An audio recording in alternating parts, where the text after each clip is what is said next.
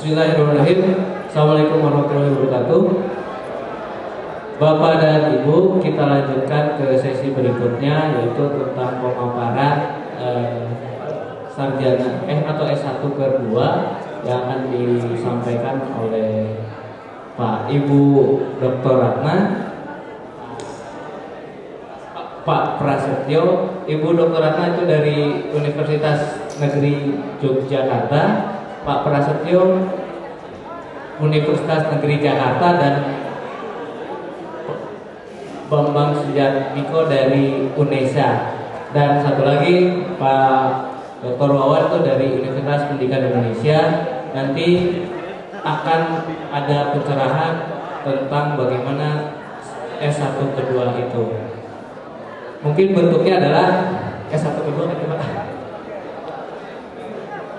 Atau ya S1 kedua atau PPK AB, apalah namanya nanti dipaparkan oleh beliau-beliau ini. Dan bentuknya adalah nanti panel, jadi dipaparkan dari masing-masing, kemudian didiskusikan.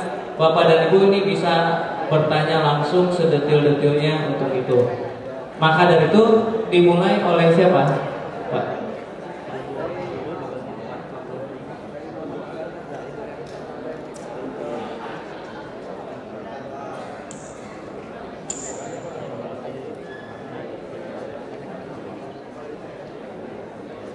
Ya, ya. Apa ada yang dipaparkan, Pak? Ya, untuk itu penjelasan akan langsung disampaikan pertama oleh Pak Dr. Wawan Setiawan. Dipersilakan, Pak. Baik, Bapak Ibu, sudah capek ya?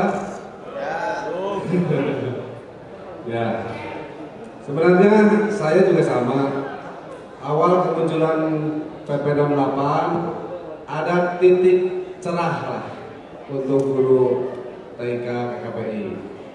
Nah, dari pertemuan tadi sejak awal sudah ada titik-titik cerah, gitu ya. Jadi 2 titik sekarang. Nah, kita akan ingin coba menambah kecerahan itu. Sebetulnya kita ingin menyoroti terutama masalah kualifikasi, ya. Kualifikasi, kemudian masalah batasan 31 Desember 2016. Kan sebetulnya itu yang paling kita bisa masuk, gitu ya.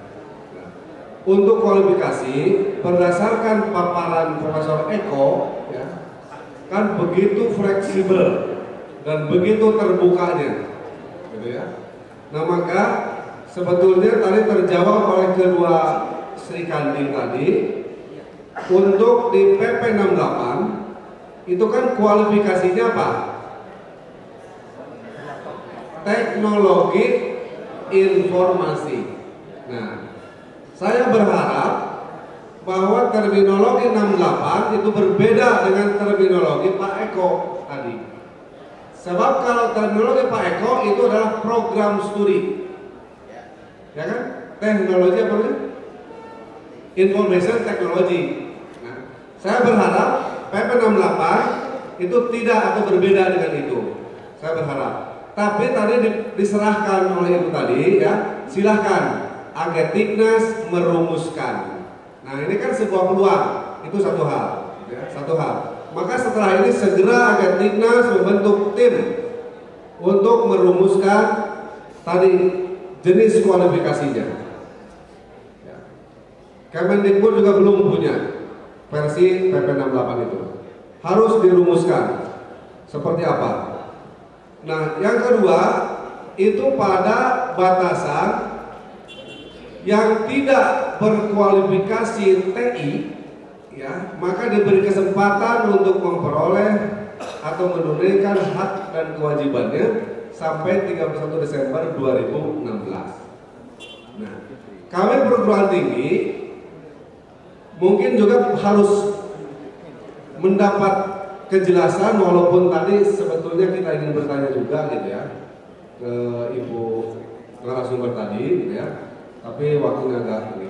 Nah, kami berpandangan bahwa pembatasan sampai 2016 itu adalah tawaran untuk melakukan linearisasi dari Bapak Ibu yang belum linear. Gitu, itu persepsi kami, gitu ya. Persepsi kami seperti itu. Mau programnya apakah sertifikasinya Profesor Eko, mau S1 kedua, mau PPKHB, mau rekognisi pengalaman lanjut dan sebagainya, saya pikir itu juga harus dipertegas. Harus dipertegas. Nah ya, tadi Ibu yang siapa Ibu yang perwakilan Pak Prana? Bu Maria, gitu ya. Beliau mengatakan bukan S1 kedua, bukan S1 kedua. Nah, itu perlu kita tanyakan dan perjelas. Gitu ya. Apakah dalam waktu misalnya sampai 2016, Bapak Ibu sanggup melakukan linearisasi peningkatan kualifikasi akademik, gitu ya? Karena kami bisa menawarkan dalam jangka waktu seperti itu. Memang kita ada pengalaman tadi sudah disampaikan. Kami UPI pernah melakukan treatment guru-guru TIK Depak. Memang namanya S1 kedua itu istilah UPI.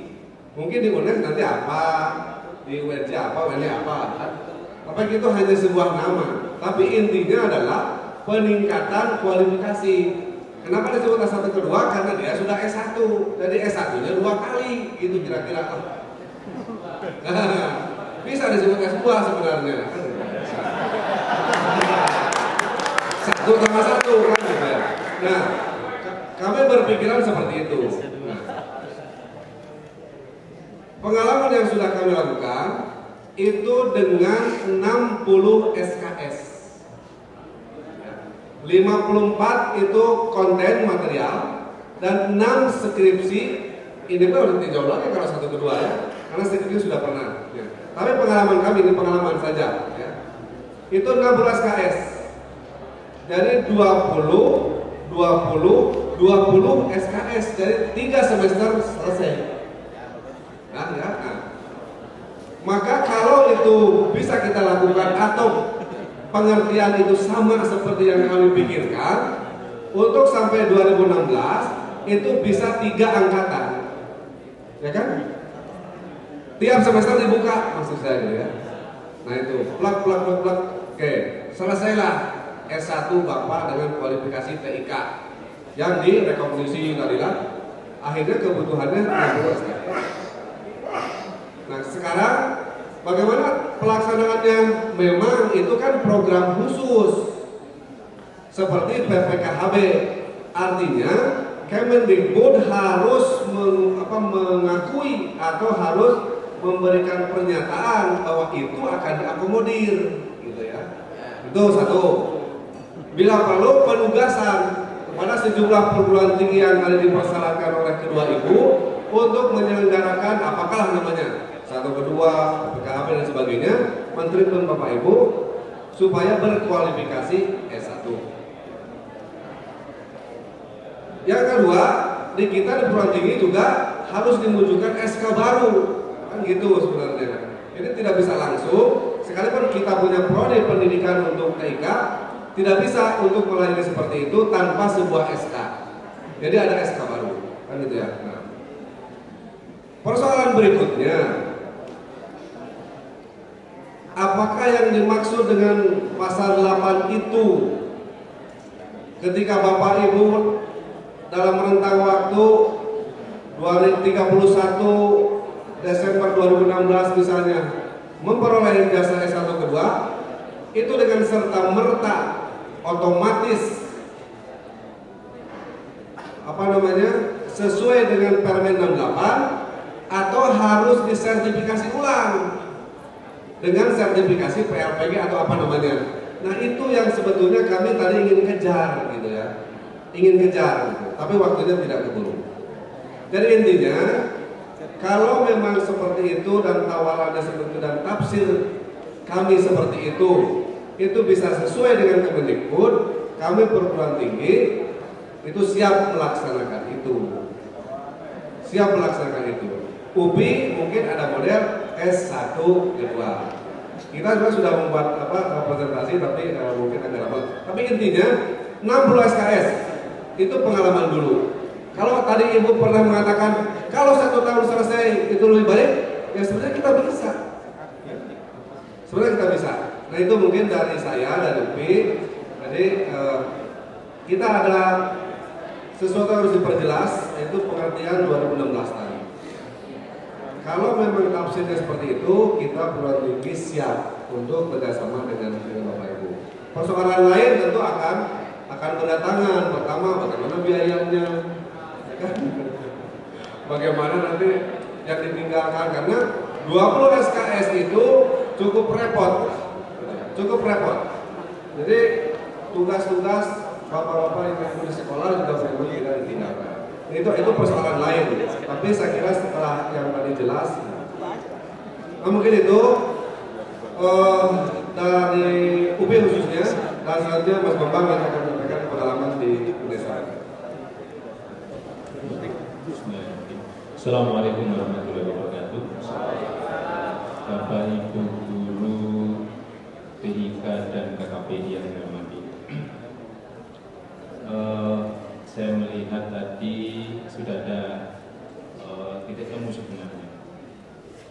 Begini Bapak Ibu, saya ingin ngomong sebentar. Kita harus memisahkan konteks antara TIK dan TKI. Bapak, ya? TKI dan TKI, ya, TIK dan TKI. TIK itu sejak awal, karena saya dulu terlibat di Puskur untuk mengikuti kurikulum TIK ini ya. Sejak awal bahwa TIK itu tools Bapak Ibu. Hanya saja saya tidak mengerti mengapa TIK menjadi mata pelajaran.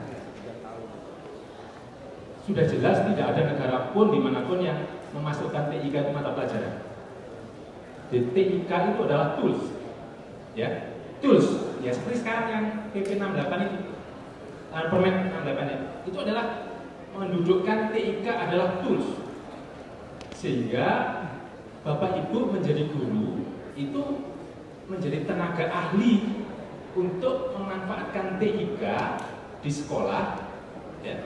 Itu tadi untuk apa? Membimbing guru, membimbing siswa dan seterusnya. Nah, kita pisahkan dengan istilah TKI Bapak Ibu. TKI ini teknik komputer dan informatika, ya. Teknik komputer dan informatika. Ini ada di SMK, ya. Berbeda Bapak Ibu ya, konteksnya berbeda. Karena kami dari perguruan tinggi itu ada satu prodi di tempat saya itu prodi TIK, betul. Jadi saya menciptakan guru juga kaget Bapak Ibu, tidak seperti Bapak Ibu juga, sama seperti Bapak Ibu. Karena produk saya juga nanti mungkin tidak bisa mengajar di SMK, di SMP juga sekarang hilang, pasarnya hilang dia, ya kan? Jadi kami juga program studi kami TIK itu menciptakan guru TIK. Nah, begitu ada kurikulum 2013, maka saya harus mengubah konsep kurikulum itu menjadi TKI Bapak Ibu. Ya, jadi berbasis betul-betul TKJ, kemudian rekayasa perangkat lunak dan multimedia. Jadi tidak kembali ke TIK, karena saya sebenarnya sudah mengerti tentang bagaimana perbedaan TIK dengan TKI. Kalau TIK itu adalah tools, kalau TKI ini memang kurikulum. Ya. Ini ada ya, kurikulumnya. Nah, Bapak Ibu, seperti tadi disebutkan oleh Dr. Wawan tentang S1 kedua, kalau memang itu diakui, ya, diakui oleh lembaga dan memang itu adalah legal, kami akan mencoba mengimplementasikan atau ya kita tawarkan kepada lembaga saya, karena di Surabaya ini juga banyak guru-guru TIK yang merasa gelisah seperti Bapak Ibu. Kalau memang itu bisa kami akomodir, kenapa tidak? Ya kan? Jadi Bapak Ibu cukup 3 semester Pak ya? 3 semester bisa mendapatkan ya betul-betul guru. Nah ini yang repot, apa harus guru TIK Pak? Tadi di permen itu ngomong guru TIK ya? Guru TIK ya?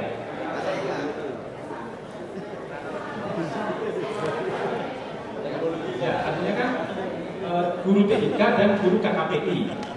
Nah, apakah nanti ada kualifikasi seperti itu di dalam perguruan tinggi menyebut tentang ini adalah kualifikasi bidang TIK dan kualifikasi bidang KKPI. Jadi mohon nanti mungkin akan dirumuskan di dalam forum ini sehingga nanti kami sebagai perguruan tinggi tidak keberatan Bapak Ibu kalau memang itu harus harus kita lakukan untuk menghindari konflik yang besar. Ya. Ingat Bapak Ibu punya waktu yang sangat terbatas, ini kan? Desember 2016 itu kan waktu yang sangat terbatas. Berapa ya? 4 semester ya kan?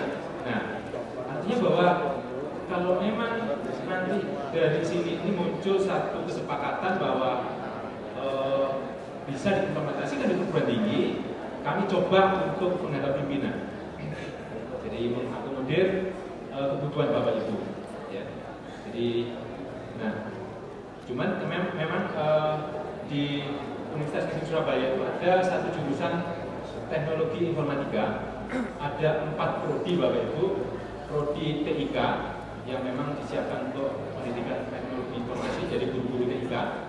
Kemudian ada sistem informasi, ada teknik informatika murni, dan ada D3 manajemen informatika.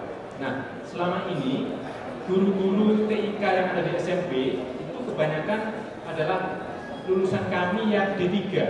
Nah, ini juga terancam juga mereka. Ya. Jadi lulusan kami juga terancam karena dia masih D3, tapi menjadi guru TIK di sekolah. Dengan adanya Permen 68 juga pusing ya. Saya membayangkan sama seperti Bapak Ibu. Jadi mungkin itu Bapak Ibu kalau memang nanti ada kesepakatan dan benar-benar ini adalah amanah gitu ya, kami akan usulkan kepada pimpinan kami untuk mengadakan semacam apa tadi S1 kedua atau PPKHB dan seterusnya. Mungkin untuk sementara itu yang bisa saya sampaikan, nanti kita diskusi banyak tentang Permen 68 2014. Mungkin selanjutnya saya berikan kepada teman saya ini, monggo. Baik, terima kasih. Saya Prasetyo Wibowo dari Universitas Negeri Jakarta, program studi Pendidikan Teknik Informatika dan Komputer. Jadi kalau di nomenklatur dikti, nama program studinya adalah Pendidikan Teknik Informatika Komputer yang pendidikan khususnya di FPTK atau teknologi kejuruan, di Fakultas Teknologi Kejuruan. Tapi kalau di SMK itu tadi yang disampaikan TKI, Teknik Komputer dan Informatika. Jadi dibalik. Saya hanya ingin sampaikan bahwa pada tahun 2005, sejarah sedikit lah ya.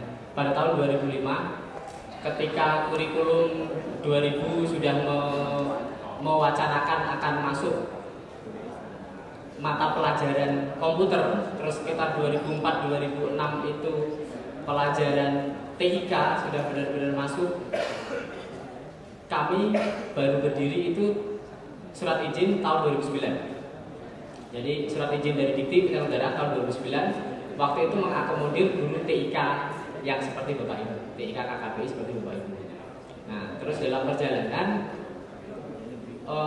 karena kebutuhan SMK kami berada di Fakultas Teknik, kebutuhan SMK untuk guru TKI itu besar, maka kami juga membidik itu.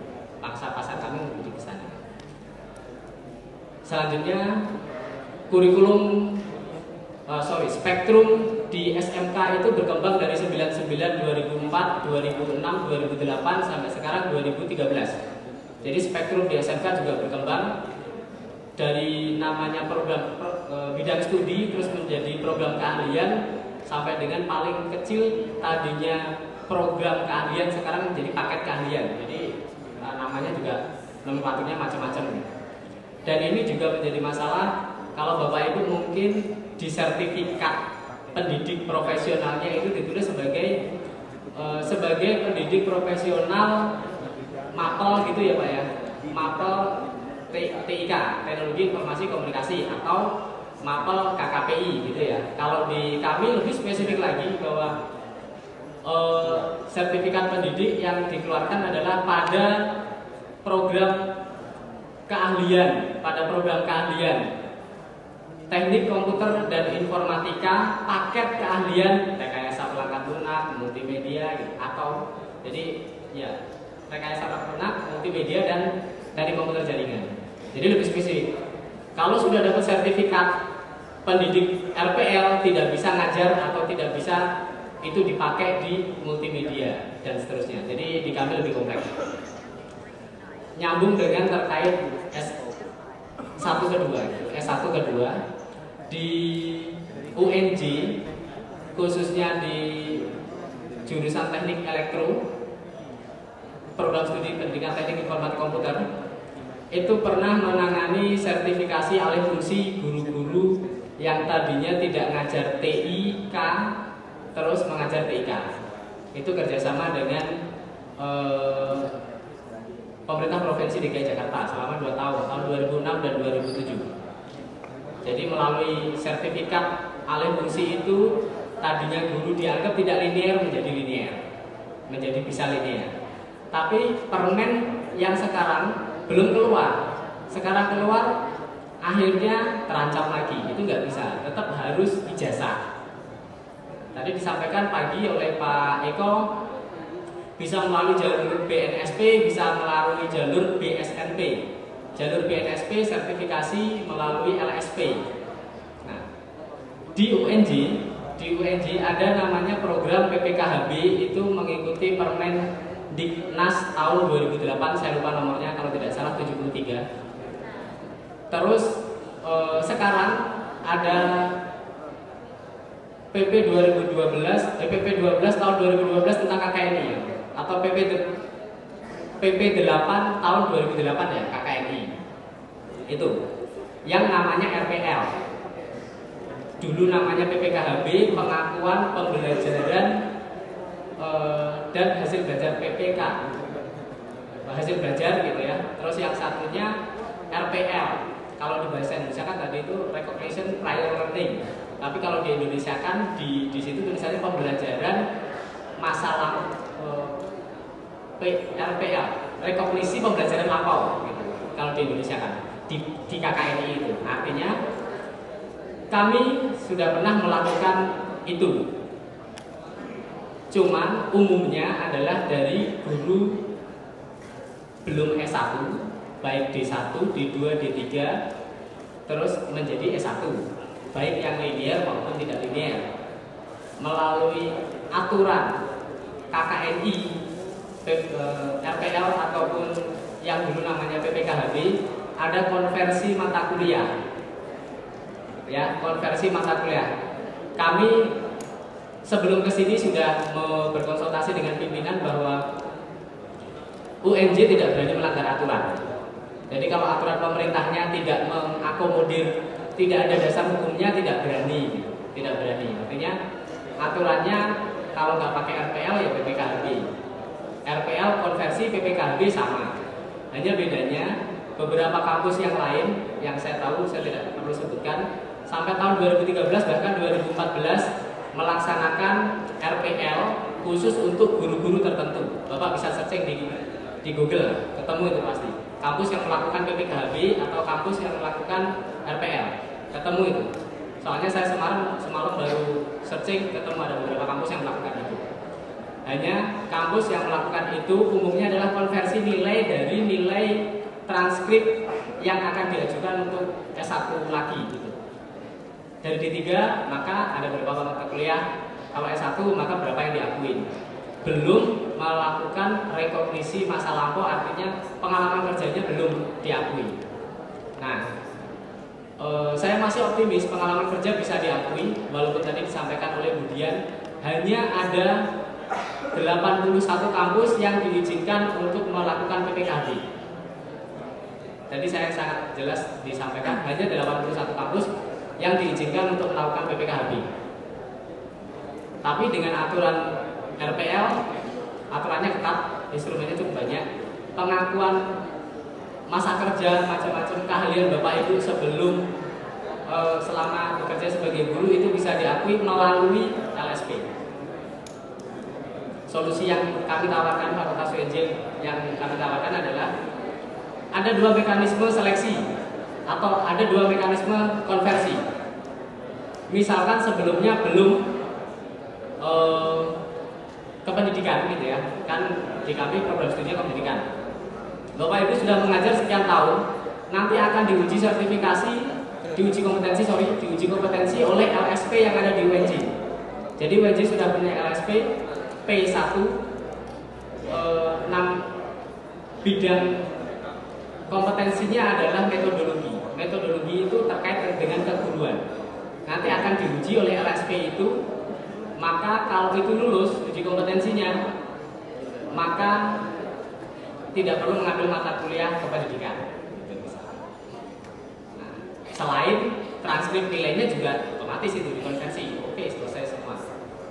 Jika linear, umumnya ketemunya 50-60 sama dengan Pak Wawan dan Pak Bambang, sama seperti di Unisa dan UI. Kalau linear, semuanya linear dari tadi manajemen informatika ketemunya sekitar segitu 60, dan itu selesai dalam 3 semester ya. Bahkan terkadang bisa lebih cepat ya, tapi nggak mungkin lah kalau 60 3 semester, maksimal aja 24 ya bisa. Nah, terus ada satu hal yang dari kami, karena di kampus kami di UNJ itu otonomi konversi itu ada di program studi. Otonomi konversi ada di program studi. Jadi program studi berhak melakukan konversi atau mempunyai tanggung jawab kewenangan untuk mengkonversi itu. Artinya tidak perlu sampai ke PR1 macam-macam. Kalau program studi sudah ngakuin, maka PR1 tinggal ACC aja. Ternyata hanya diminta untuk menjalankan 25 SKS ya sudah, itu selesai. Tapi kami tetap akan berpedoman pada aturan. Kami tidak berani menabrak aturan. Daripada nanti kami kena ijazah Bapak Ibu nggak kepake juga, sia-sia. Ada satu juga bahwa yang paling penting biasanya skripsi ya. Skripsi itu yang menghambat studi. Di UNJ ada kebijakan tidak usah skripsi, namanya komprehensif. Jadi kalau skripsi itu di kami itu 4 SKS, kalau komprehensif hanya 1 SKS. Komprehensif itu macam-macam, bisa bikin RPP, bisa bikin makalah, bisa bikin apa gitu.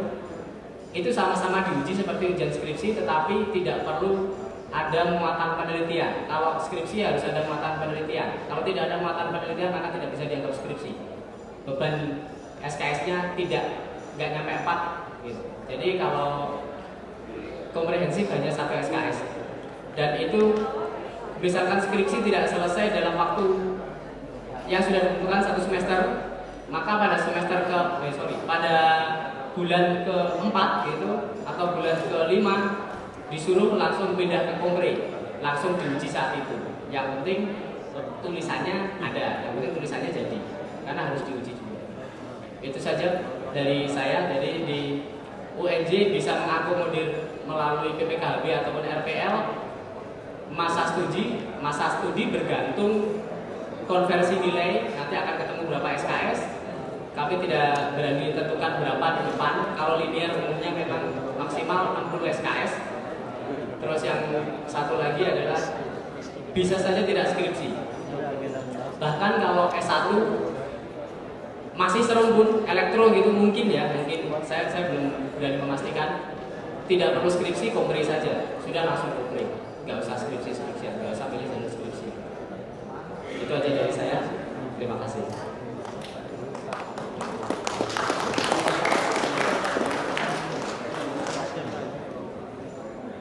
Assalamualaikum warahmatullahi wabarakatuh. Perkenalkan, saya Ratna Wardani dari Universitas Negeri Yogyakarta. Kebetulan juga ini pertemuan yang kedua yang saya hadiri, dulu yang di Jakarta juga sempat hadir. Dan untuk yang kedua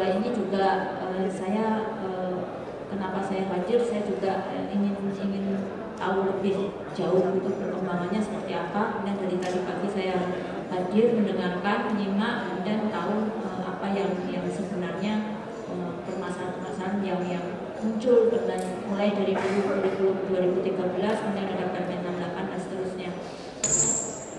Saya tidak akan banyak berbicara karena pada intinya sama dengan universitas-universitas yang lain seperti UNESA, kemudian UPI, UNJ. UNJ itu sebetulnya juga akan merespon kondisi-kondisi yang terjadi di sini. Jadi saya mengumpamakan, jadi fenomena adanya kurikulum 2013, kemudian adanya Permen 68 itu saya analogikan seperti gini Pak. Kalau ada kita membentuk sebuah tim sepak bola yang profesional gitu ya, sebuah profesional itu harus ada tim manajemen, kemudian ada tim pelatihnya, manajer, kemudian ada pemainnya, kan seperti itu. Lah, tim manajemennya itu pihak pemerintah sudah menentukan seperti apa klub yang akan dibentuk itu seperti apa, sudah jelas harusnya gitu kan. Kemudian kami perguruan tinggi itu sebetulnya diposisikan sebagai pelatih atau katakanlah manajer, ini hanya analogi ya. Sementara Bapak Ibu itu diposisikan sebagai pemainnya gitu. Nah, posisi kami otomatis kami harus bisa memfasilitasi supaya pemain-pemain yang diinginkan oleh manajemen itu, pemilik klub sepak bola itu sesuai dengan keinginan mereka gitu kan. Nah, padahal dari pemain-pemain itu sebetulnya pada dasarnya juga dari berbagai latar belakang keahlian gitu ya. Ada yang sebetulnya bukan striker harus jadi striker kan gitu kan. Sebetulnya dia striker tapi dijadikan back misalnya, kan seperti itu. Sehingga kami sebagai pelatih itu harus bisa memanage itu gitu. Bagaimana bisa betul-betul menempatkan para pemain itu sesuai dengan keahlian masing-masing. Jadi intinya sebetulnya analogi yang saya buat seperti ini Bapak Ibu. Kalau memang nanti dengan adanya Permen dan kurikulum 2013 itu kami sebagai perguruan tinggi harus bisa memfasilitasi itu, saya dari UNY juga akan membawa ini ke perguruan tinggi untuk bisa kalau memang ada aturannya jelas gitu, kami juga akan mengajukan karena pada intinya kami juga punya program-program.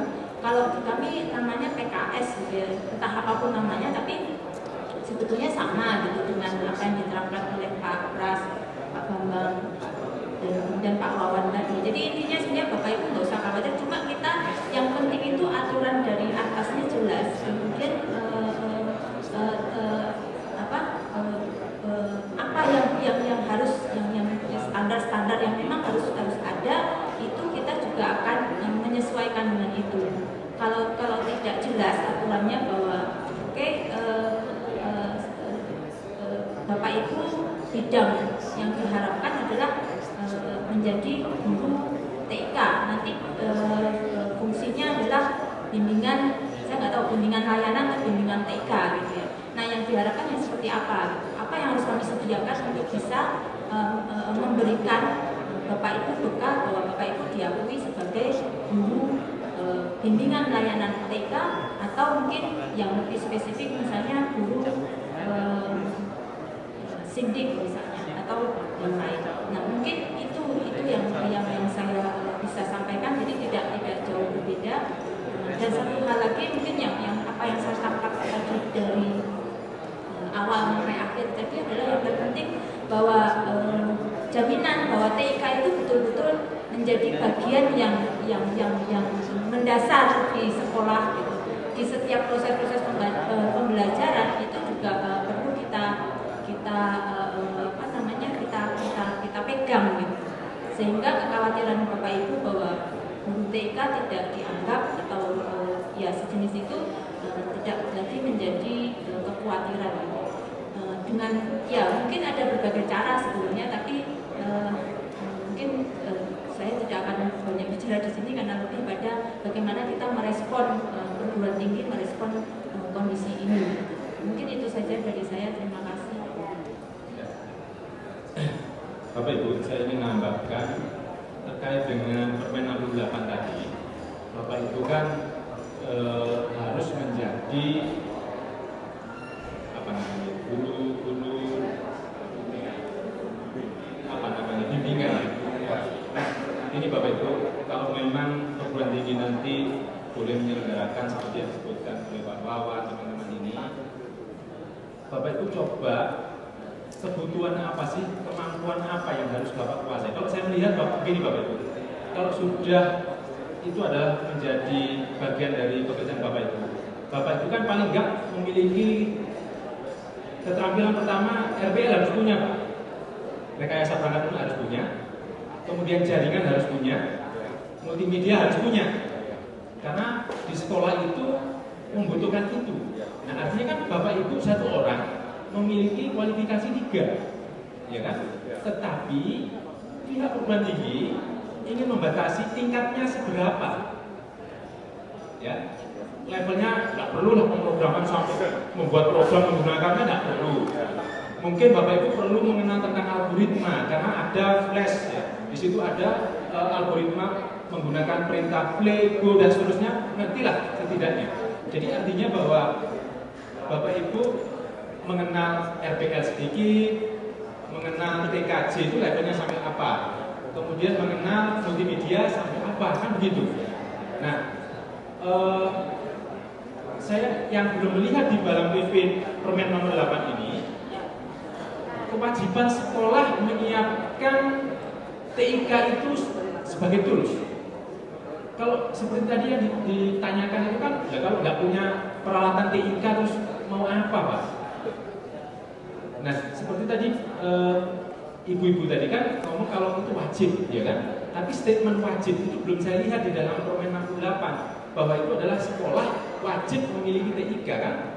Ingat Pak, TIK ini adalah tools Pak ya, jangan bukan mata pelajaran ya, tools ya, TIK.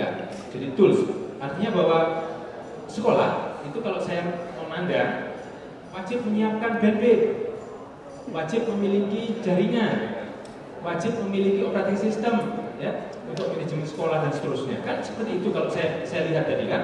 Nah, artinya bahwa saya belum bisa menemukan di dalam tekanan di dalam Permen 68 itu tentang kewajiban sekolah. Itu kan baru mengarah kepada kewajiban Bapak Ibu kan ya. Jadi Bapak Ibu harus bisa melakukan bimbingan di sekolah berupa ini. Tetapi saya tidak melihat apakah di sekolah itu wajib memiliki perangkat TIK yang memadai. Jadi harus ada standar peralatan TIK yang dimiliki oleh tingkat SMP seperti apa, tingkat SMA seperti apa, bandwidth yang dibutuhkan berapa, dan seterusnya. Ya kan? Kalau memang betul-betul Bapak Ibu itu sebagai guru, bukan guru ya, apa namanya, pembimbing ya, bimbingan TIK. Terus begini Bapak Ibu, yang belum saya lihat, mungkin nanti akan diformulasikan oleh forum. Bapak Ibu membimbing anak-anak SMP misalkan, itu levelnya seberapa? Cara ngukurnya seperti apa? Kan belum jelas. Apakah hanya bisa ngerti saja sudah cukup? Bisa PowerPoint pokoknya bisa nampilkan sudah cukup? Atau ada level yang harus dicapai? Ya. Nah, dan nanti kan mesti ada evaluasinya Bu. Apakah betul ini sudah melalui level ini sampai di sini dan seterusnya? Biarpun Ibu tidak di dalam kelas. Kan praktis Bapak Ibu tidak mengajar di dalam kelas kan?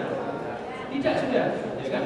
Nah, untuk level SMA itu sejauh apa kompetensi yang harus dikuasai oleh anak didik, bukan Ibu, ya? Anak-anak itu harus mencapai level apa?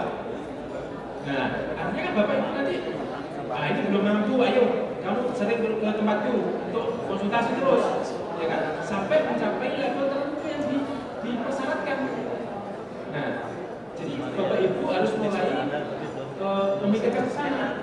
Jadi ada tolong-tolongnya Ibu, jadi nggak kerja terus pokoknya 150 cukup, tidak. Itu nanti ngukurnya sulit juga. Pasti ada nanti tim yang akan mengevaluasi Ibu, ini layak enggak, ya kan? Ternyata yang apa namanya datang itu hanya orang-orang yang ikut saja, yang lain mana? Sementara itu adalah tanggung jawab Bapak Ibu. Ya. Jadi Bapak Ibu harus bisa mengukur anak itu harus mampu apa. Ya kan? Nah, monggo nanti di rembuk mungkin di OKDP dan seterusnya, karena apapun Bapak Ibu, pekerjaan Bapak Ibu itu harus bisa diukur, ya, harus bisa diukur. Dan nanti instrumennya seperti apa, harus bisa tadi mengukur kompetensi anak-anak ini, biar tidak saya ajar, tapi konsultasi terus, dia bisa, ya kan? Oh, ini sudah bisa membuat presentasi sendiri bagus, ya kan? Ya, dasarnya dari apa? Dari ini tadi, ya, dari konsultasi. Ya. Biarpun praktis Bapak Ibu tidak mengajar. Nah, tekanan pertama tadi, apakah betul sekolah itu wajib? Kalau wajib, syaratnya memiliki apa? Ya kan? Peralatan apa yang standar untuk SMP, SMA seperti apa, sehingga konsultasi Bapak Ibu itu betul-betul didukung oleh sarana Bapak Ibu. Jadi betul-betul seperti ketakutan tadi Pak siapa tadi, di tempat saya alatnya aja tidak ada, mau apa, ya kan? Nah, jadi Bapak Ibu betul ini perlu dipikirkan Bapak Ibu, karena itulah yang menjadi rohnya Bapak Ibu nanti di dalam membimbing TIK di sekolah, ya. Karena orang lain nanti pasti jealous Bu, enak yo, gak lapo-lapo, kan? Pasti kan gitu kan? Tapi Bapak Ibu harus bisa menunjukkan dulu pekerjaan saya, terukur, ya, terukur dengan baik. Nih, silakan dilihat, ya kan? Nah, itu Pak. Jadi Bapak Ibu tidak bisa dianggap bahwa pekerjaannya enak, bukan.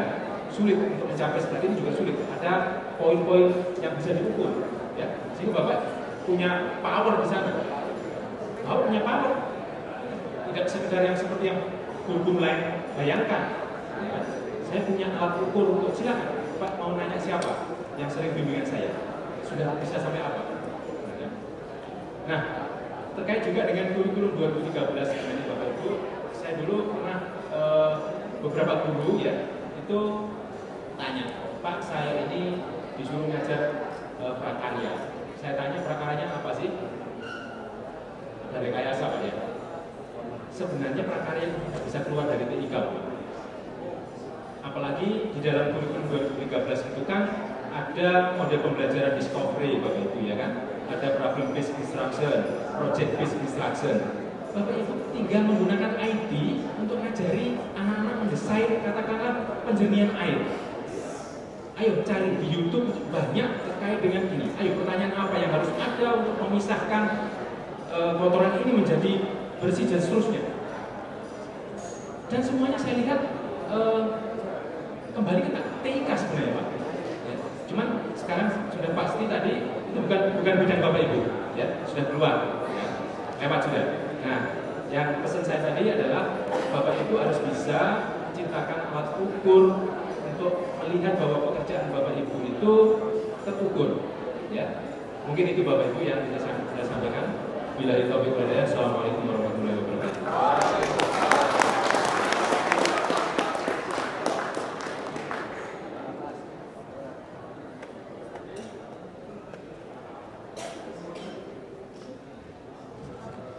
Baik, Bapak dan Ibu, kita ada satu sesi saja untuk diskusi saat ini. Silakan ada kesempatan 3 orang saja ya, 1, 2, 3. Silakan Pak.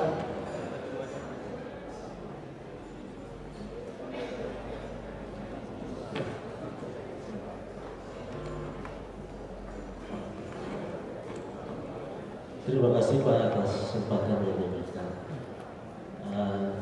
Saya ingin memperkenalkan dulu latar belakang saya. Saya tidak ada basic komputer. Saya orang teknik bangunan, teknik konstruksi bangunan. Tapi dengan otodidak tadi saya berada di situ dan saya juga termasuk asesor KKBI di uji tahun 2007 di VD Semarang. Yang saya mau tanyakan ini mengenai S1 ke-2 nya saya, karena tidak ada basic komputer maka tentunya tidak ada mata kuliah yang diakui bagi saya gitu. Kemudian saya juga minta penjelasan tentang biaya-biayanya. Kalau saya lihat dari jarak, saya tinggal di Nusa Tenggara Timur, maka saya mengalami kesulitan untuk hadir tiap saat ke kampus. Kira-kira solusi yang paling dekat dengan saya adalah Surabaya. Ya cukup tiketnya 1 juta, cukup. Kalau BP ya 2 juta itu belum perjalanan darat. Ya. Kalau tiap Sabtu saya jalan, ya mudah-mudahan saya diberkati gaji lebih besar sehingga saya bisa hadir terus. Demikian Bapak. Jadi yang saya minta kira-kira praktisnya bagaimana supaya mudah bagi saya. Itu saja Bapak. Terima kasih.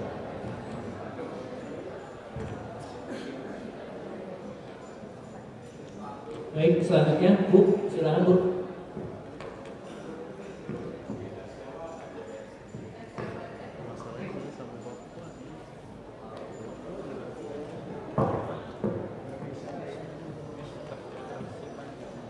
Assalamualaikum warahmatullahi wabarakatuh. Saya Setio Winasih dari Kebumen. Untuk pertanyaan saya, kebetulan saya jurusan tata busana, kemudian sertifikasi TIK.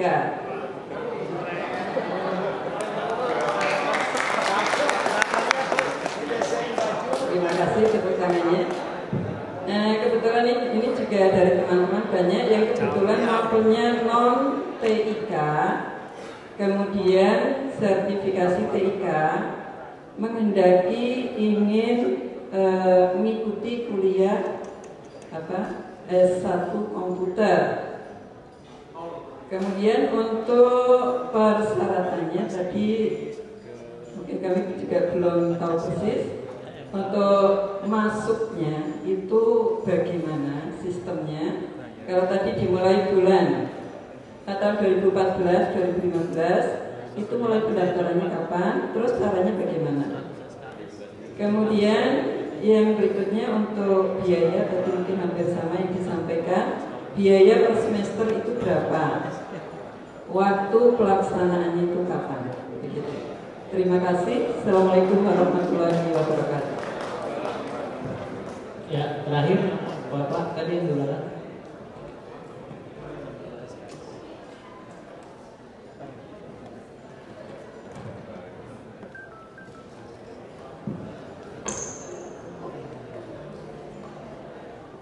Terima kasih. Assalamualaikum warahmatullahi wabarakatuh. Sebelumnya saya mau memperkenalkan diri. Nama saya adalah Giri dari Wonogiri. Enggak akan gampang dengan saya. Begini Pak, tadi di pemaparan Ibu yang Bunda tadi, saya cukup agak sedikit ada titik terang begitu. Ternyata intinya bagi yang tidak linear kudu harus kuliah kan intinya seperti itu. Tapi dari paparan ini tadi tambah bingung lagi. Dari sisi yang mau memberikan kuliah saja kok sepertinya bingung. Dan terus kita ini mau dibawa kemana? Jenis ke kampus saja belum dari ini. Dari si kampus saja belum saya menurut pemahaman saya. Jenis dari pusat untuk kampus itu justru belum ada. Harus bagaimana? Kemudian intinya saya harus bagaimana yang praktis saja harus dilihat ini kalau kampus yang ditunjuk di daerah misalnya di Jakarta itu kampusnya ini, di Solo itu ini, di Jakarta ini, jadi kami guru masih bisa mengajar dan juga kalau memang memungkinkan harus belajar bisa melaksanakan perkuliahan karena kalau kita lihat beban 20 SKS per semester cukup lumayan ya. Karena waktu saya kuliah S1 reguler saja 20 SKS cukup saya rasa cukup banyak, cukup menyita waktu. Begitu saja, mohon petunjuk yang jelas bagaimana, praktisnya saja bagaimana. Jadi guru itu tidak bingung gitu. Kepinginnya guru itu nek bisa mengajar, terus nek kuliah ya kuliah, nanti hasil seperti jelas, enak itu. Jalan tuh paling lurus, enak. Ini kok minggu lagi, bingung. Terima kasih Pak. Oke, cukup ya kepada guru. Silakan pada penyaji untuk menyampaikan.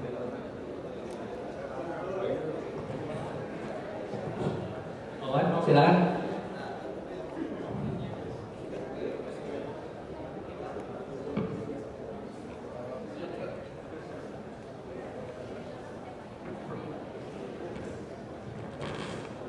Tadi mohon maaf saya menyimaknya dari Ibu Tata Busana. Yang pertama saya kurang nyimak tadi ya. Dan Tata Busana itu kalau siang, kalau malam Tata Bu sini. Ya, baik. Mungkin perlu diingatkan Pak ya. Dan yang ketiga dulu juga bisa. Kita perguruan tinggi itu sebenarnya tidak bingung. Cuman yang jadi persoalan, kita kan bukan regulator, itu jadi persoalan. Justru kita akan membantu. Kalau sekarang Bapak mau kuliah, ya silakan mau daftar segala macam. Standarnya kan sudah ada. Bahkan ada yang lanjutan. Di saya ada lanjutan, D3 lanjutan. Ya. Tesnya sama, dites, ini wawancara dan sebagainya. Ya. Itu yang normal. Nah, Bapak Ibu itu kan tidak normal. Nah, itu yang harus kita pikirkan. Sehingga perlu ada program tersendiri, di antaranya sudah ada PPKHB. Itu maksudnya. Di antaranya sudah ada, misalnya S1 kedua.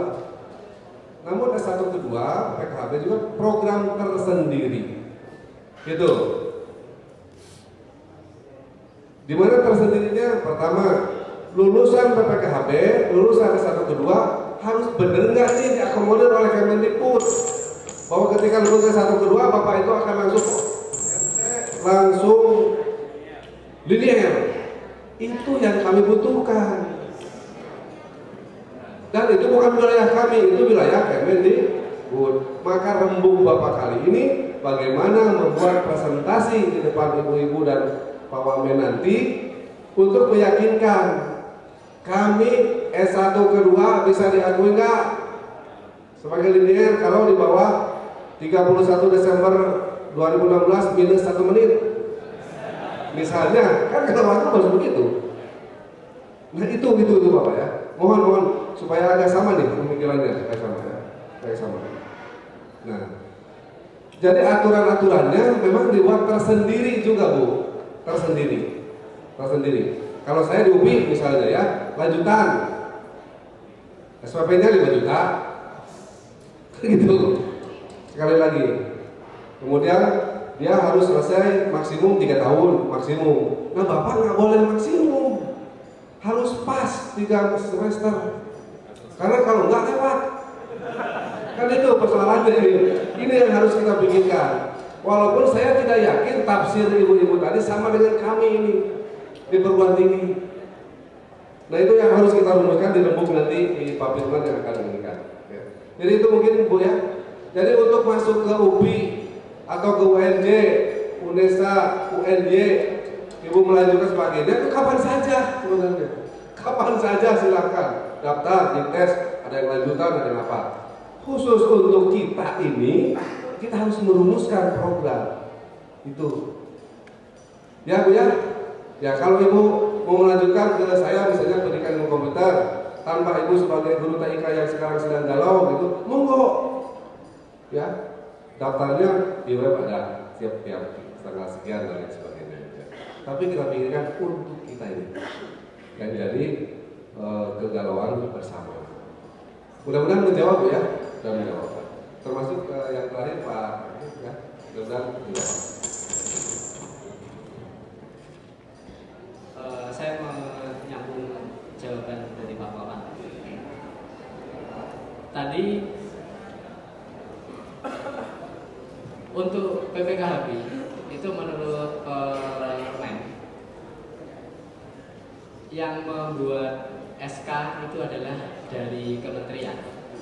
Jadi kampus mana yang diizinkan untuk melaksanakan PPKHB itu. Jadi untuk misalkan di flat semuanya berapa SKS gitu, misal itu Bapak selaku asosiasi, di sini ada asosiasinya, lebih baik berkonsultasi ke kementerian. Nanti kampus mana yang ditunjuk, nah baru kita akan melaksanakan itu. Yang kami bertiga tadi sampaikan sama mungkin Pak Wawan juga sebelumnya sudah, itu jalur normalnya, jalur normal. Jadi yang bukan program khusus tadi. Nah kalau program khusus maka Bapak di asosiasi Bapak Ibu harus ke sana. Mungkin nge-push lagi bahwa mohon ada SK gitu bahwa kampus A program studi apa itu boleh melaksanakan itu dengan sistem pembelajaran yang disepakati. Nah, yang tadi disampaikan untuk S2-nya Pak Miko Indrajit yang meng-S2-kan dosen-dosen yang masih S1 itu dengan teknik PJJ, pembelajaran jarak jauh. Kalau itu disepakati, sudah ada SK diizinkan, kita jalankan. Tapi kalau tidak, menggunakan jalan normal, menggunakan jalur normal. Paling-paling ada strategi-strategi sedikit yang bisa kita terapkan, tapi tidak semuanya PJJ. Karena ini kan terkait juga jangkauan ya, Bapak Ibu tidak meninggalkan tugas, tetap harus bisa mengajar. Nah, selama ini kami ada program S2. Sarannya sebenarnya S2 saja. Yang masih S1, yang sudah S1 tidak linear, sarannya adalah S2 saja. Seperti tadi dari elektro, S2-nya komputer sudah selesai, nggak ada masalah. Itu jelas 2 tahun selesai. 2 tahun selesai, bahkan bisa kurang. Bahkan bisa kurang. Cuman kami pribadi UNJ tidak menyelenggarakan, tidak ada S2 TIK. S2-nya PTK, konsentrasinya TIK. Itu nanti jadi masalah, saya nggak usah diomongin. Konsentrasi saja nggak bisa dianggap linear, makanya saya nggak usah ngomongin di sini. Terus masalah biayanya UKT, ya biayanya pakai UKT, uang kuliah tunggal. Uang kuliah tunggal kalau di UNJ itu dari 4 juta sampai dengan kalau tidak salah 8 juta, 8 juta. Tergantung kategorinya. Tapi itu kalau jalur khusus bisa diputuskan. Ini jalur khusus bisa diputuskan. Di UNJ ada jalur satu dibuka, jalur kerjasama. Yang pernah dikerjakan adalah kerjasama dengan asosiasi tata boga, asosiasi tata busana gitu, itu pernah. Guru-guru yang pengen, punya usaha catering, punya pelatihan catering, tetapi ternyata pemiliknya, instrukturnya belum S1, maka itu syarat Kementerian Tenaga Kerja harus S1. Maka asosiasi tata boga kerjasama untuk meng-S1-kan ya yang satu komunitas itu, satu asosiasi seperti itu pernah dilakukan di UNJ. Maka ini asosiasi usulkan, nanti kita tinggal menyelenggarakan. Pendaftaran yang pernah terjadi, pendaftaran di semester genap bisa di UNJ, pendaftaran di semester genap bisa, artinya nanti masuk Februari bisa. Kuliahnya selama kuotanya terpenuhi, misalkan 20 gitu ya, itu buka kelas sendiri bisa. Jalur masuknya biasa tapi kelasnya sendiri. Mata pelajarannya rata-rata sama. Itu bisa saja. Gimana? Tempat. Nah ini tempatnya ya tetap klasikal. Walaupun tadi saya sampaikan bisa teknis, ada beberapa yang tidak klasikal. Gitu. Karena aturan itu pun klasikal 50%, dan itu ditunjuk juga dari atas. Terus proses perkuliahan sudah, jalur masuk pendaftaran. Nah Kak,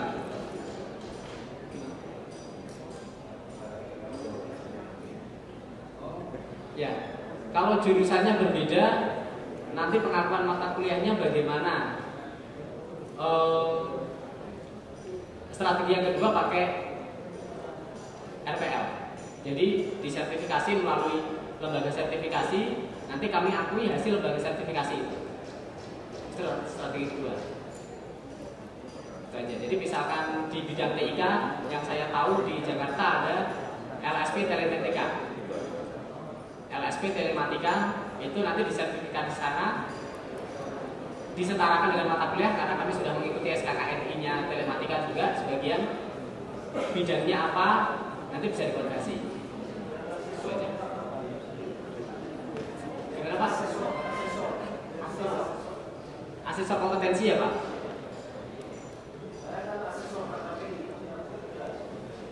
Oh, sebagai asesor.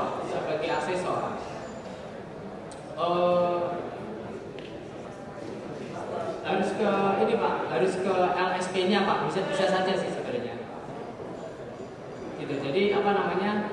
Kita lihat Bapak di sertifikasi sebagai asesor KKPI, punya sertifikat. Asesor KKPI itu nanti di dalam uji kompetensinya ada seperti mata ujinya apa saja gitu. Nanti dicocokkan dengan unit kompetensi ya. Unit kompetensi dicocokkan dengan mata kuliah di kita namanya CLP ya. Dicocokkan nanti setara dengan mata kuliah apa. Itu ya bisa